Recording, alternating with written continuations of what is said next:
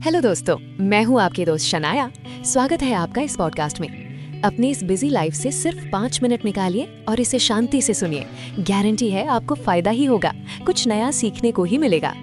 आज हम उस एक आदत के बारे में बात करेंगे जो शायद हर दूसरे इंसान को परेशान करती है, और वो है ओवरथिंकिंग। आजकल का दौर बहुत तेज है। हम सब भाग रहे हैं कुछ न कुछ हासिल करने के लिए, लेकिन रास्ते में हम अपनी मेंटल हेल्थ के बारे में भूल गए हैं।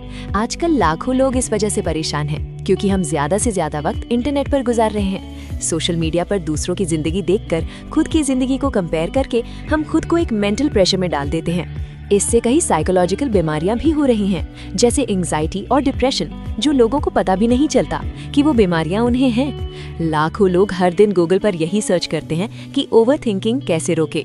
तो चलिए इसे गहराई से समझते हैं। सोचिए, आप रात को सोने जा रहे हैं। आपने दिन भर की थकान उतारी, लाइट बंद की, मोबाइल भी दूर रखा और बिस्तर पर लेट गए। सब शांत है, लेकिन अचानक आपका दिमाग चालू हो जाता है। अचानक एक थॉट आता है, कल मीटिंग में मैंने जो बात कही थी, क्या वो सही थी? अगर बॉस को वो बात बुरी लग गई तो क्या मेरा प्रमोशन रुक जाएगा? और फिर यही सिलसिला शुरू हो जाता है। आप रात भर करवटें बदलते रहते हैं, नींद नहीं आती और सुबह उठकर थके हुए महसूस करते हैं। यही है ओवरथिंकिंग, दिमाग का एक ट्रैफिक जैम, जहां थॉट्स की गाड़ियां आपस में टकरा रही हैं, लेकिन कोई आगे नहीं बढ़ रहा। एक इंटरेस्टिंग बात आपको बताती हूँ। हमारा दिमाग एक सिक्योरिटी गार्ड की तरह है। इसका काम है हमें खतरे से बचाना। ये बहुत अच्छी बात है, लेकिन समस्या तब आती है जब खतरा असली नहीं होता। तब भी दिमाग अलार्म बजाने लगता है, जैसे एक छोटी सी गलती को वो एक बड़ी मुसीबत बना देता है। अब इसके पीछे का साइंस क्या है, मैं वो आपको बहुत सिंपल टर्म्स में बताती हूँ। साइंस की जिस फील्ड में हम इंसान के नर्वस सिस्टम और ब्रेन की स्टडी करते हैं, उसे न्यूरोसाइंस कहते हैं। न्यूरोसाइंस बताता है कि हमारे दिमाग में 2 इंपॉर्टेंट पार्ट्स हैं, एमिगडाला और प्रीफ्रंटल कॉर्टेक्स। एमिगडाला हमारी डेंजर सेंसर है जो तुरंत चेतावनी देती है, और प्रीफ्रंटल कॉर्टेक्स सोचने समझने का काम करता है। ओवरथिंकिंग में क्या होता है कि ये दोनों आपस में लड़ने लगते हैं। हमारा दिमाग हमें वर्स्ट केस सिनारियो सोचने पर मजबूर कर देता है। यही कारण है कि हम बार बार अतीत की बातें रीप्ले करते हैं, फ्यूचर की फिक्र करते हैं और हर छोटी चीज पर अटक जाते हैं। ये सिर्फ समय बर्बाद नहीं करता, बल्कि इससे नींद भी खराब होती है, कॉन्फिडेंस कम होता है, रिश्तों में दूरी आती है क्योंकि आप हमेशा खोए रहते हैं, और आपकी क्रिएटिविटी भी दब जाती है। मैं आपसे एक सवाल पूछती हूँ, क्या आपने कभी कोई मौका सिर्फ इसलिए खो दिया क्योंकि आप बहुत ज्यादा सोचते रहे? शायद किसी नए काम की शुरुआत करने से डर गए या किसी दोस्त से बात करने में हिचकिचाते रहे। ये एनालिसिस पैरालिसिस कहलाता है, जब सोचना इतना बढ़ जाता है कि करना बंद हो जाता है। अब सवाल ये है कि इसे रोका कैसे जाए। इसके लिए मैं आपको 3 बहुत ही इजी और इफेक्टिव स्टेप्स बताती हूँ। ध्यान से सुनिए और हो सके तो इन्हें नोट भी कर लीजिए, क्योंकि ये आपकी लाइफ बदल सकते हैं। स्टेप 1 है प्रेजेंट में लौटना, ग्राउंडिंग। जब भी आप महसूस करें कि आपका दिमाग उड़ रहा है, कहीं का कहीं भटक रहा है, तो तुरंत एक ब्रीदिंग एक्सरसाइज करें। ये बहुत पावरफुल है।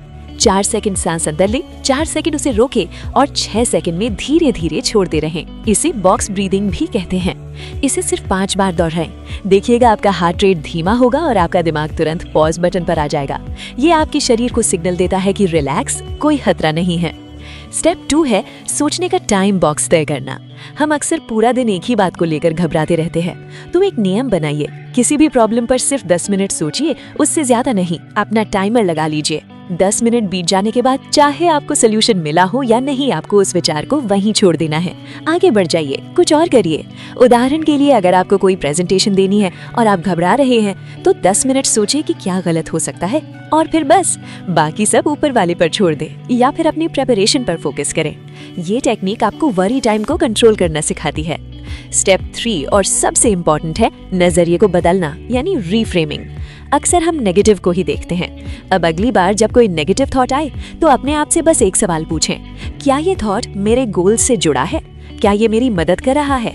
अगर जवाब नहीं है तो उसे दिमाग से निकाल दीजिए, और अगर आप डर रहे हैं कि कुछ गलत हो जाएगा, तो उसे सीखने का मौका मान लीजिए।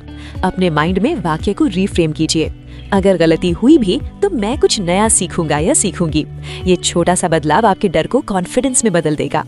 आखिर में मैं आपसे बस इतना ही कहना चाहूंगी कि सोचना अच्छी बात है, समझदारी की निशानी है, लेकिन ज्यादा सोचना खुद को सजा देने जैसा है। दोस्तों, याद रखिए, ओवरथिंकिंग कोई कमजोरी नहीं है, ये बस आपके दिमाग का ओवर प्रोटेक्टिव मोड है। लेकिन अगर आप ये 3 स्टेप्स को रोजाना अपनाएं तो धीरे धीरे आप पाएंगे कि आपका दिमाग शांत हो रहा है और आप खुद पर कंट्रोल पा रहे हैं। नतीजा यही है कि सोच को कंट्रोल करके काम करना जरूरी है। यही था आज का एपिसोड। मुझे उम्मीद है आपको ये पॉडकास्ट पसंद आया होगा। अगर आपको ये वैल्यूएबल लगा तो इसे YouTube पर जरूर लाइक और शेयर करें और कमेंट में जरूर बताएं आपका सबसे बड़ा ओवरथिंकिंग मोमेंट कौन सा रहा है और आप इसे कैसे हैंडल करते हैं। मिलते हैं अगली बार, तब तक के लिए खुश रहिए, खुद पर यकीन रखिए और ज्यादा मत सोचिए।